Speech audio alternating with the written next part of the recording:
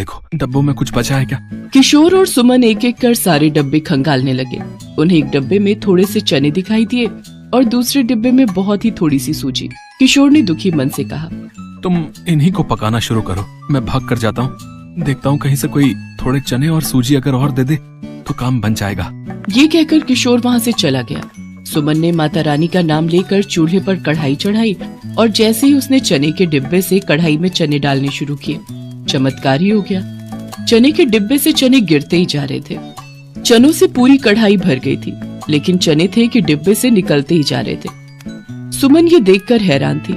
उसने मन में कहा, हे माता रानी, मुझे पता है कि ये आपने ही किया है। अब जब तक चने बनते हैं मैं दूसरी कढ़ाई में सूजी भुननी शुरू कर देती हूँ। जैसे ही दूसरी कढ़ाई में सूजी डालने के लिए सुमन ने सूजी का डिब्बा खोला तो फिर वैसा ही चमत्कार फिर से हुआ। उस डिब्बे में से ढेर सारी सूजी गिरने, सूजी कढ़ाई में से गिरती ही जा रही थी और डिब्बा खाली ही नहीं हो रहा था। ऐसा ही घी, तेल और आटे के डिब्बे के साथ भी हुआ। थोड़ी देर बाद सुमन ने कढ़ाई भर के चने, हलवा और पूड़ी बना दी। तब तक किशोर भी आ गया, लेकिन जैसे ही किशोर ने वो सब देखा उसकी आंखों में खुशी के आंसू आ गए। सुमन, ये सब कैसे? बताती हूँ। पहले आप मेरे साथ कन्याओं को भोजन करवाइए। सुमन और किशोर ने पूरी श्रद्धा के साथ कन्याओं का पूजन किया और फिर उन्हें भोजन कराया।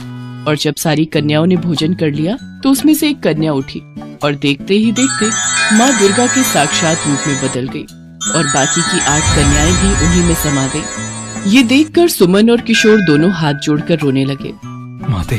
माते धन्य हो गए हम दोनों, आपके साक्षात दर्शन पाकर हमारा तो जीवन ही तर गया मैया।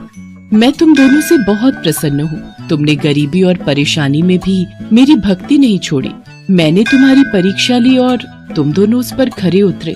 माँ, वो चमत्कार वो आपने ही किया था ना? हाँ पुत्री, और अब वो चमत्कार सदा के लिए तुम्हारे साथ है।